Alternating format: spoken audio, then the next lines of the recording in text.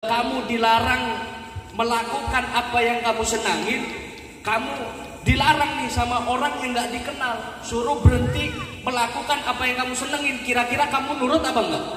Lah orang itu yang sesuatu yang kita senangi kok. Sama dengan pemabuk, sama dengan orang-orang yang masih berbuat dosa, itu kesenangan mereka, biarkan mereka dengan kesenangannya. Tapi ayo ajak wayangnya ibadah, ajak ibadah kepada Allah. Urusan tobat Allah yang punya urusan. Betul? Betul apa enggak? Jangan dipaksa buat berhenti. Kalau dipaksa buat berhenti makin jadi hadirin.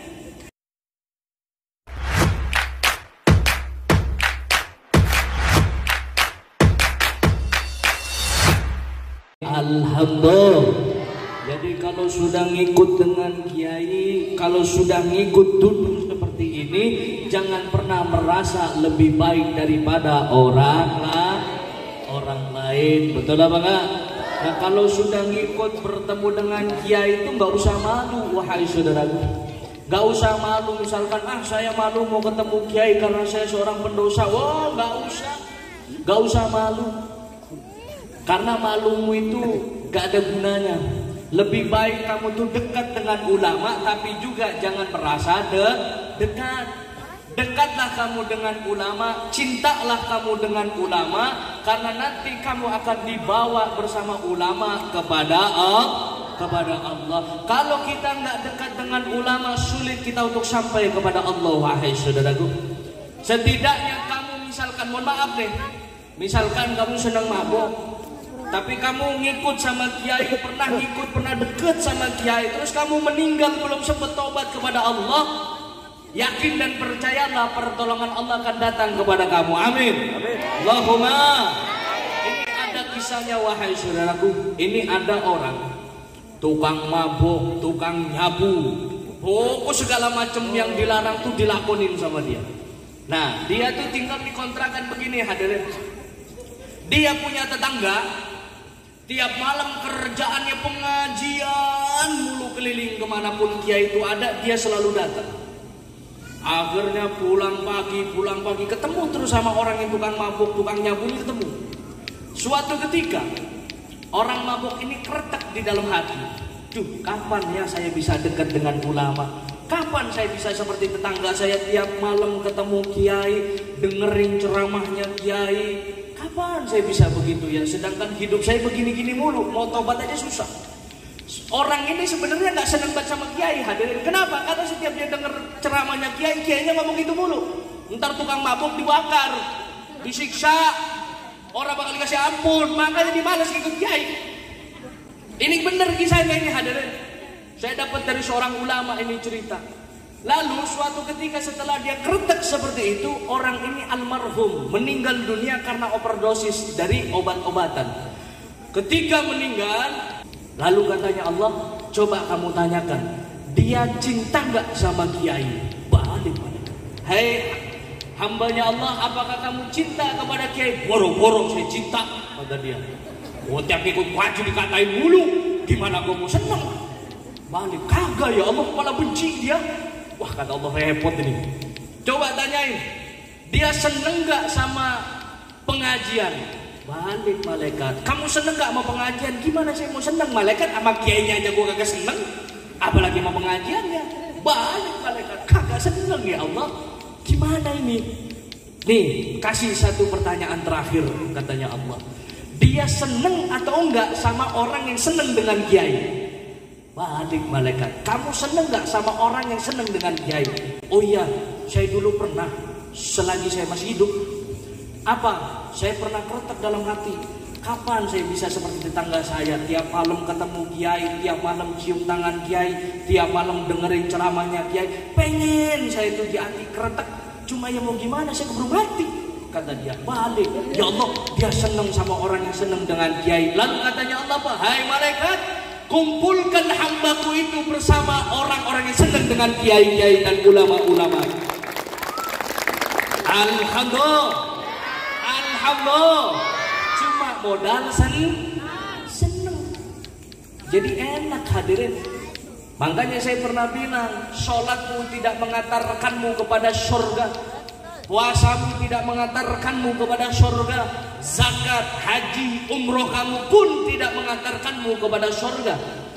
Tapi sodakohmu lah yang membuka pintu surga dan kamu masuk berada di dalam surga karena Allah memberikan rahmat serta cintanya. Amin. Allahumma. Dimana Gus dapetinnya? Nih kalian duduk pada malam ini, kalian pulang bawa rahmat serta cintanya Allah. Ini benar ini hadirin, ini Allah langsung yang bilang ini. Wajabat rahmati lil mutajalisina fiha. Wajib rahmatku katanya Allah, aku berikan kepada orang yang duduk karena aku. Wajabat mahabbati lil mutajalisina fiha. Wajib pula cintaku aku berikan kepada orang-orang yang duduk karena aku. Alhamdulillah. Alhamdulillah. Mudah apa enggak? Mudah. Enak apa enggak? Enak. Kita mah cuma tinggal jogrok situ makan sambil senderan di tembok. Depan ada kopi hitam sambil ngerokok. Kopinya diminum. Nikmat.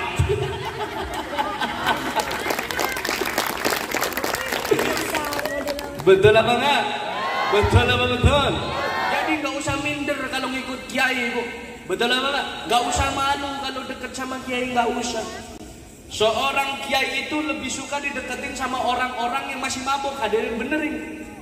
Kiai itu lebih senang dideketin sama orang-orang yang dibilang sampah masyarakat. Kenapa? Ya karena memang tugasnya kiai, tugasnya ulama itu mendaur ulang orang-orang yang dianggap sampah masyarakat supaya menjadi barang yang berharga. Alhamdulillah. Alhamdulillah. Banyak dari jamaah manakib yang dulu nggak pernah sholat, yang dulu nggak pernah senang sama kiai, setelah ngikut manakib sholat di rumah. Betul apa enggak? Jadi seneng sama kiai. Ada apa enggak? Banyak. Banyak hadirin. Yang tadinya dulunya jadi tukang germo, ngikut manakib, berhenti germonya, jadi cinta kepada kiai. Betul? Betul apa betul? Benar apa enggak? Ada apa enggak? Yang dulunya nggak pernah sholat sekarang sholat. Ada? Banyak. Saya sering hadirin dapat cerita dari jamaah tuh sering. Gus, dulu saya itu tukang mabuk begini. Wah, saya setelah ngikut abang, Gus, saya malah berhenti, Gus. Padahal abang nggak nyuruh saya berhenti. Terus kenapa berhenti? Malu sendiri, Gus. Lu kita udah ngaji di rumah masih minum baik. Ya berarti lu punya pikiran. Betul apa enggak? Karena urusan tobatnya seorang hamba itu yang punya urusan adalah Allah. Kita nggak bisa nyuruh orang nyuruh berhenti mabok, hadirin nggak bisa. Kenapa? Wong dirinya sendiri aja nggak bisa, apalagi kita. Betul? Coba kalau kamu dilarang melakukan apa yang kamu senangin, kamu dilarang nih sama orang yang nggak dikenal, suruh berhenti melakukan apa yang kamu senengin, kira-kira kamu nurut apa enggak? Lah orang, wong itu yang sesuatu yang kita senangi kok. Sama dengan pemabuk, sama dengan orang-orang yang masih berbuat dosa. Itu kesenangan mereka, biarkan mereka dengan kesenangannya. Tapi ayo ajak wayangnya ibadah, ajak ibadah kepada Allah. Urusan tobat Allah yang punya urusan. Betul? Betul apa enggak? Jangan dipaksa buat berhenti. Kalau dipaksa buat berhenti makin jadi hadirin. Yang ada kagak mau ngikut ngaji. Kalau orang begitu mah biarin ge, udah antepin. Wayahnya kembali sendiri. Dan dia kalau sudah kembali, oh situ ntar kalah syariatnya hadirin sama orang-orang begitu. Oh bener ini. Contohnya siapa? Sayyidina Umar bin Khattab. Beliau orang yang sangat membenci baginda Rasul dan sangat memerangi baginda Rasul. Tapi ketika dia beriman kepada Allah dan beriman kepada Rasul, apa yang dia katakan? Ya Rasulullah, jangankan orang menyentuhmu, melihat kepadamu dengan pandangan tidak enak, nyawaku siap mempertaruhkan untukmu ya Rasulullah. Ini Sayyidina Umar.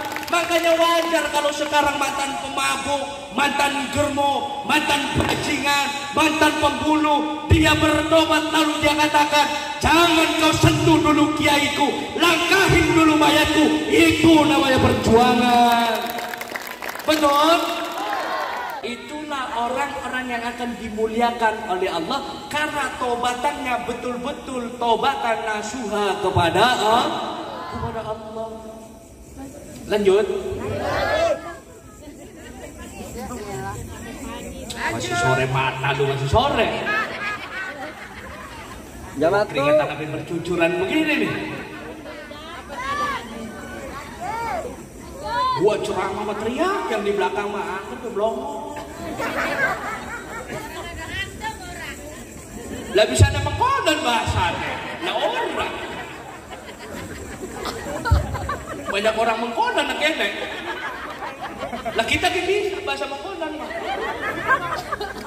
Iya, mengkodan. Bahasanya Ustaz Pandi gue bahasanya. Rika. Lanjut. Mau sama saya mah bahasa apa kayak bisa, hadirin tenang aja. Mau bahasa apa bisa kita gitu. Mau bahasa kuntilanak bisa.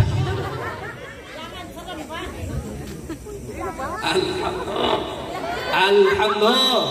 Semoga cinta yang Allah titipkan kepada saya dan kepada kalian dijaga dan dilanggengkan oleh Allah. Di dunia kita berkumpul, di akhirat juga kita berkumpul bersama kekasih-kekasihnya Allah. Amin. Allahumma